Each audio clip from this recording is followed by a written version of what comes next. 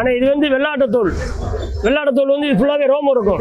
இந்த ரோமம் இருக்கிற இடத்த வந்து முதல்ல நாங்கள் லேசாக தண்ணியில் அலசிட்டு பழைய வரைக்கும் நாங்கள் வந்து இதில் அந்த ரோமத்தை கழிக்கிறதுக்காக சுண்ணாம்புக்கள், அதாவது சுண்ணாம்பு, வெந்த சுண்ணாம்புக்களை போட்டு ஊற வச்சு அப்படியே இந்த ரோமத்து பக்கத்தில் அப்படியே மடித்து கட்டி வச்சுருவோம்.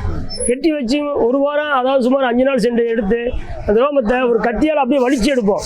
அப்போ தான் அந்த சுண்ணாம்புக்கள் போட்ட ரோமத்தை மனது போயிடும். வலிச்சு எடுத்த பிறகு பழைய வரைக்கும் தண்ணி லேசாக ஊற வச்சு எடுத்துருவோம். எடுத்த பிறகு ஆவரங்குலைன்னு சொல்லி ஒரு குளம் இருக்குது. மஞ்சள் பூக்கும் ஆவரங்குலை எல்லாரும் சொல்லுவாங்க. ஆவரங்குலைன்னு சொல்லி எல்லாரும் பேர் போனது. அந்த ஆவரங்குலையை வந்து இதில் லேசாக பொடியாக்கி, தூள் பட்டி பொடியாக்கி இதுலேயும் லேசாக அதில் இந்த தோலை வந்து ஊற வைப்போம். அதுக்கு ஒரு 3 நாள் ஊற வைப்போம். 3 நாள் ஊற வச்ச பிறகு இந்த தோல் 12 தொழிலில் வந்து தோலோட கக்கெல்லாம் போயிடும், அதாவது வாசமெல்லாம் போயிடும்.